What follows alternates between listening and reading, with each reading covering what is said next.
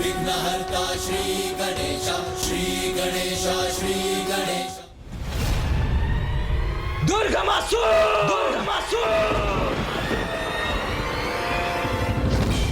भीरू की भांति अपने युद्ध से पलायन कर रहे हो तुम?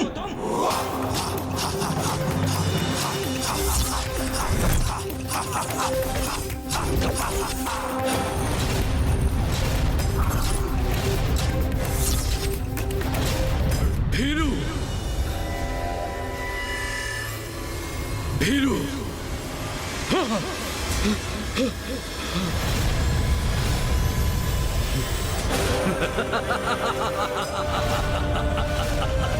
भीरू!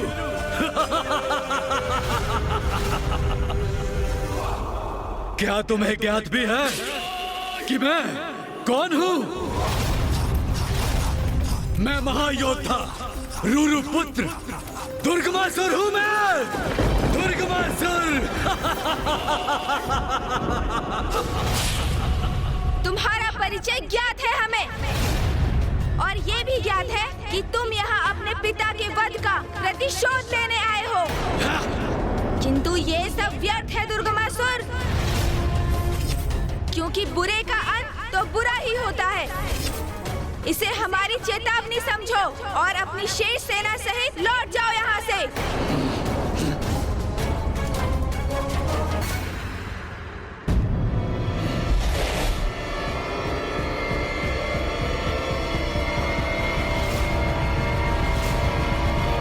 चेतावनी दे रहे हो मुझे?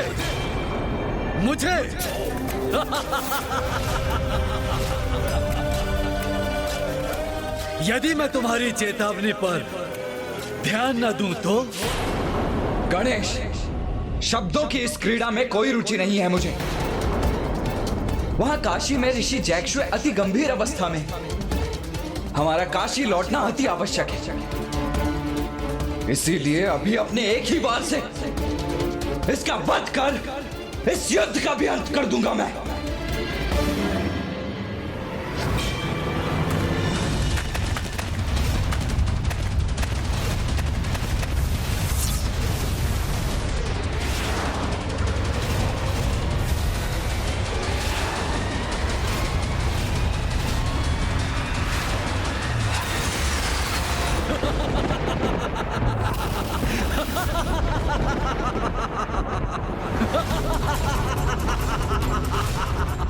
मेरा घातक प्रहार भी इस पर अप्रभावी कैसे?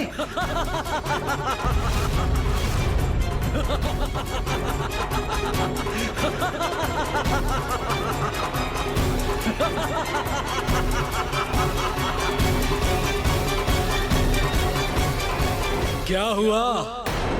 तुम तो एक ही बार में मेरा अंत करने वाले थे। आओ, आगे बढ़ो, अंत करो मेरा। क्या ये भ्रांति थी तुम्हारी कि एक असुर महायोद्धा दुर्गमासुर का अंत इतना सरल होगा? अंत करो मेरा, प्रयास करो, आगे बढ़ो। किंतु मुझे ढूंढ तो लो, ढूंढो ना, ढूंढो ना। वास्तविक दुर्गमासुर का संधान तो कर लो।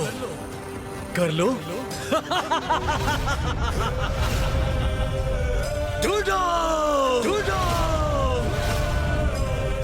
दुर्गमासुर को ढूंढो। या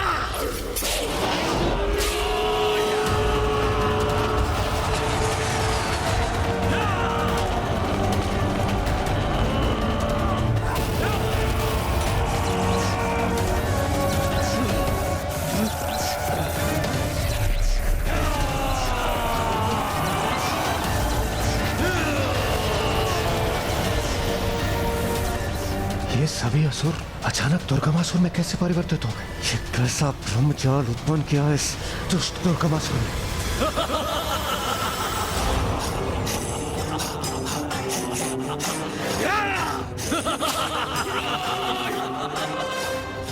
यदि मैं यहाँ हूँ तो अपनी इच्छा पूर्ण करो, अंत करो मेरा, प्रयास करो, किंतु इन सहस्रों दुर्गमासुर में से मैं कौन हूं, ये तो ढूंढो।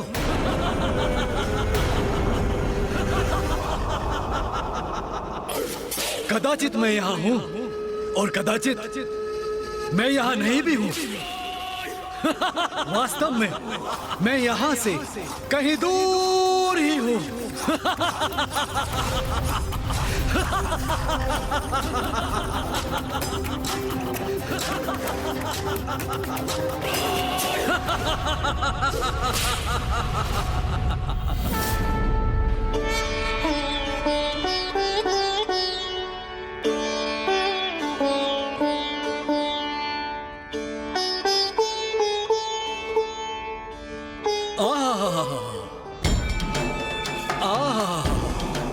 कौन हो तुम और यहाँ क्यों आए हो?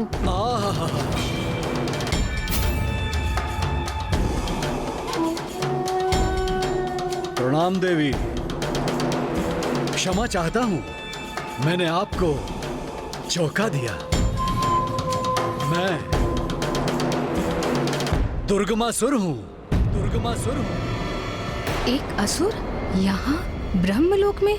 नाना देवी, चिंता मत कीजिए, मैं यहाँ ब्रह्मलोक में कोई उपद्रव मचाने नहीं आया। मैं तो अपने आराध्य का, अपने ब्रह्मदेव का बहुत बड़ा भक्त हूँ। उनका तप किया है मैंने और मेरे तप से प्रसन्न होकर ब्रह्मदेव ने मुझे वरदान भी दिया है। बहुत समय से अपने आराध्य के दर्शन के लिए मन व्याकुल था, इसलिए इसी आशय से मैं यहाँ आ रहा था, किंतु मार्ग में आपकी वीणा का दिव्य संगीत मेरे कानों में क्या पड़ा। सत्य कहूं देवी, तो मेरा मन मंत्र मुग्ध हो गया। किंतु देवी, ब्रह्मदेव दिखाई नहीं दे रहे हैं, उनका स्थान भी रिक्त है। यदि यहाँ नहीं है तो कहाँ है मेरे ब्रह्मदेव? स्वामी इस समय काशी में है वत्स।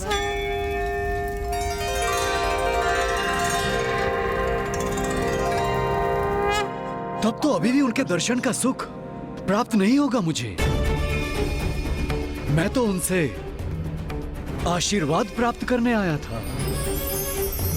प्रभु का आशीर्वाद तो सदैव अपने भक्तों के साथ है पुत्र।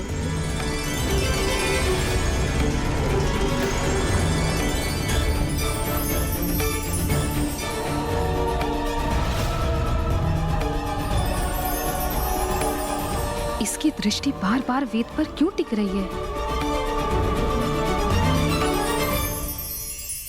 स्वामी शीघ्र ही लौटने वाले होंगे वत्स। तुम अभी प्रस्थान क्यों नहीं करते? कुछ समय पश्चात प्रभु से भेंट करने पुनः लौट आना। देवी, आपको भय का आभास नहीं हो रहा है? भय? मुझे? भय मुझे क्यों होगा वत्स? कि ब्रह्मदेव आपको यहाँ अकेला छोड़ काशी चले गए और अपने पीछे पवित्रता और दिव्य में श्रेष्ठ वेद को यहीं छोड़ गए। आपको भय नहीं होता यदि कोई यहाँ आए और वेद का हरण कर ले?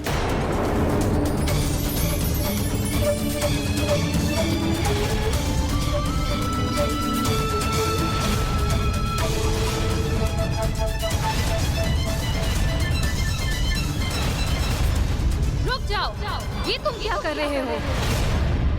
स्वामी के आसन की ओर क्यों बढ़ रहे हो? देवी, चिंतित ना हो।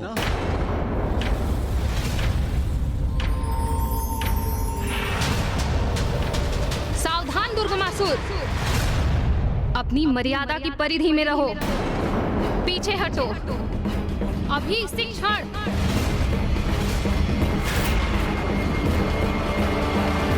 देवी, मैं ब्रह्मदेव का अनन्य भक्त हूँ। मैं तो आप पर उपकार कर रहा हूँ। इन पावन वेद को मैं अपने साथ ले जाऊंगा और स्वयं इनकी रक्षा करूंगा।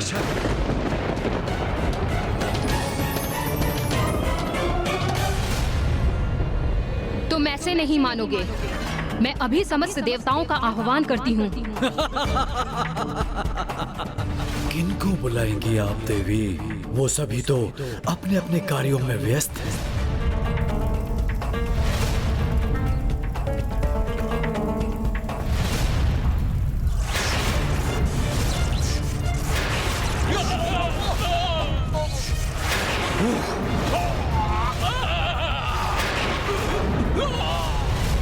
किंतु आप चिंता ना करें देवी, मैं हूं ना आपके सहयोग के लिए।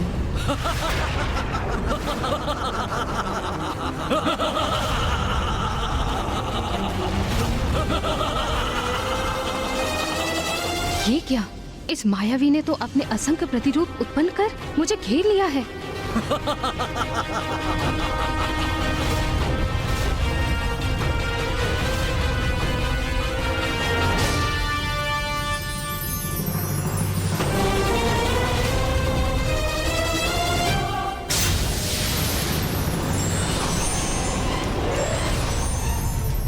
अब मैं ही वेद का स्वामी हूँ और ब्रह्मदेव कहलाने का अधिकारी भी मैं ही हूँ।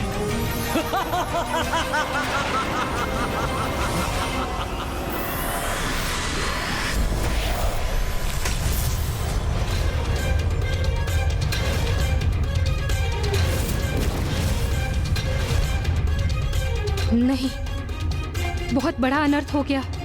दुष्ट दुर्गमासुर ने वेद का हरण कर लिया। स्वामी, ब्राह्मण देवता, मेरे राज्य में ऐसा दिव्य महायज्ञ कर मुझे और मेरे राज्य को कृतार्थ करने हेतु आपका कोटि कोटि प्रणाम। धन्यवाद तो मुझे आपको देना चाहिए महाराज दिवोदास, कि आपने काशी जैसी पावन धरती पर मेरे यज्ञ करने में मेरा सहयोग दिया। आपने मुझे 10 अश्वमेध यज्ञों का पुण्य प्राप्त करने का अधिकारी बना दिया।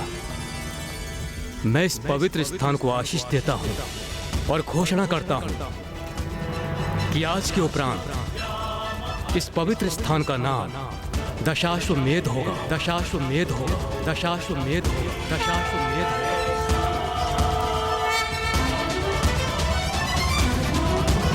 स्वामी, अनर्थ हो गया स्वामी। स्वामी, अनर्थ हो गया स्वामी।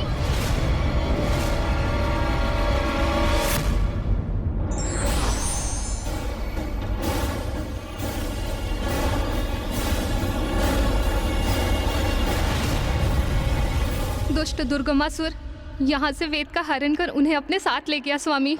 ये तो घोर अनर्थ हो गया। देवी देवताओं और धर्म की शक्तियां, वेद लुप्त हो गए तो यज्ञ नहीं होंगे। यज्ञ नहीं होंगे तो भविष्य नहीं होगा। भविष्य नहीं होगा तो देवताओं को भोजन प्राप्त नहीं होगा। वेद विहीन संसार में तो देवता दुर्बल हो जाएंगे।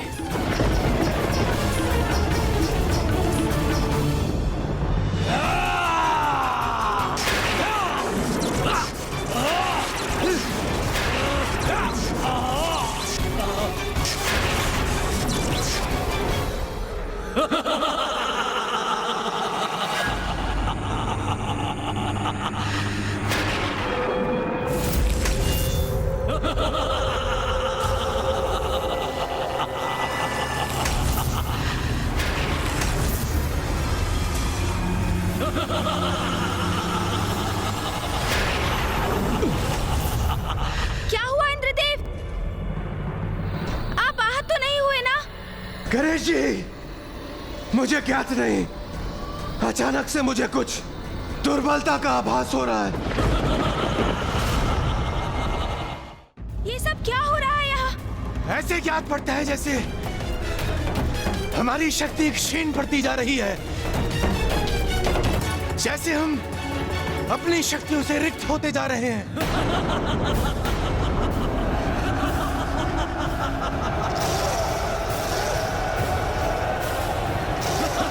ये दुष्ट असुर तो स्थिर पड़े देवताओं की ओर बढ़ रहे हैं। इन्हें रोकना होगा मुझे। भैया, देवगण तो अत्यंत दुर्बल प्रतीत हो रहे हैं। वो अपनी इस अस्वस्थता की स्थिति में युद्ध करने में सक्षम नहीं। हमें देवताओं को मंदार पर्वत ले जाना लौटाना होगा।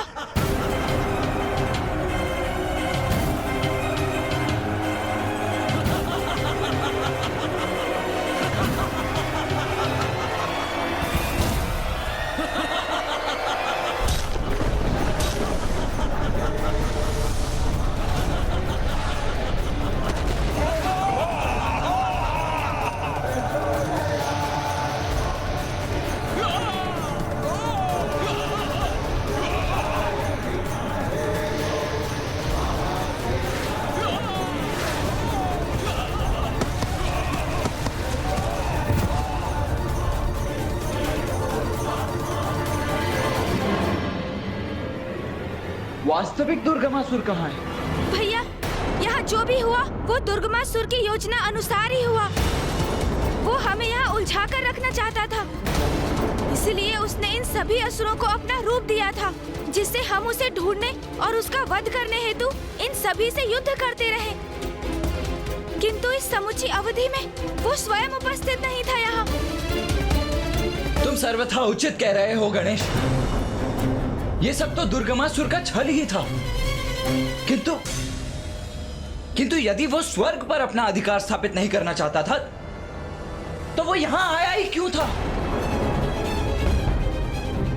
वो चाहता क्या था? कुछ ऐसा जो स्वर्ग से भी अधिक महत्वपूर्ण है। हाँ, स्वर्ग से भी अधिक महिमामयी है भैया।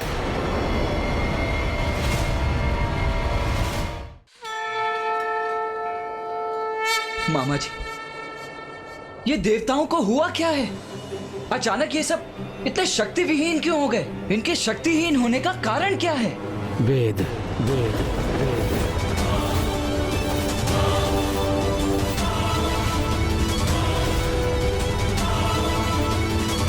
जब मैं काशी में अपने महायज्ञ में व्यस्त था तो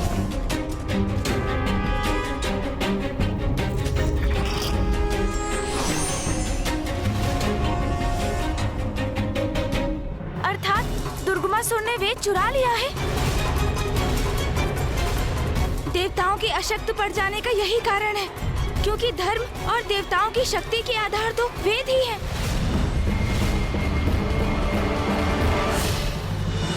तुम उचित कह रहे हो गणेश। वास्तव में दुर्गमासुर तो स्वर्ग में कभी था ही नहीं। वो हमें युद्ध में उलझाकर स्वयं ब्रह्मलोक चला गया। हाँ भैया, बहुत धूर्त और कपटी असुर है ये दुर्गमासुर।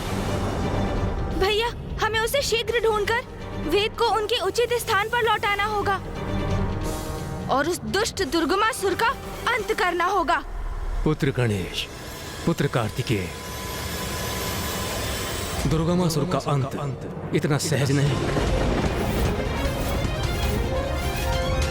सहज नहीं है उसका अंत? किंतु क्यों फूफा जी?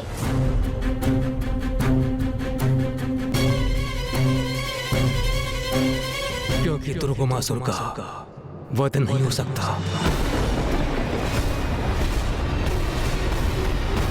क्योंकि उसे मेरा वरदान प्राप्त है।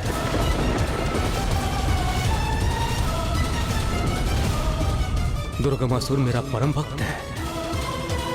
उसने मेरी कठोर तपस्या कर मेरे दर्शन प्राप्त किए हैं। आंखें खोलो वत्स।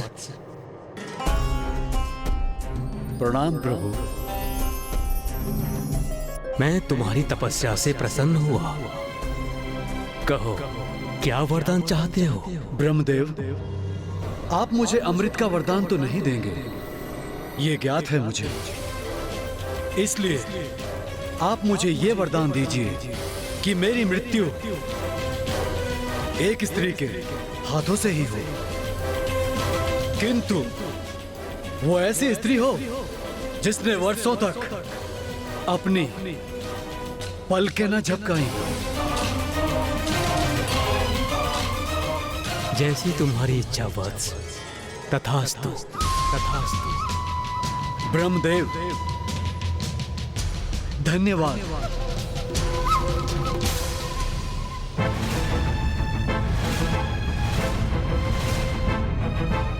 ये कैसा वरदान मांग लिया दुर्गमासुर ने? एक ऐसी स्त्री जिसने कभी अपनी पलकें तक ना झपकाई हो। किंतु ये संभव कैसे है? एक ऐसी स्त्री जो अपनी पलकें ना झपकाए, ऐसी स्त्री की कल्पना और अस्तित्व तो असंभव है। ऐसी एक स्त्री है।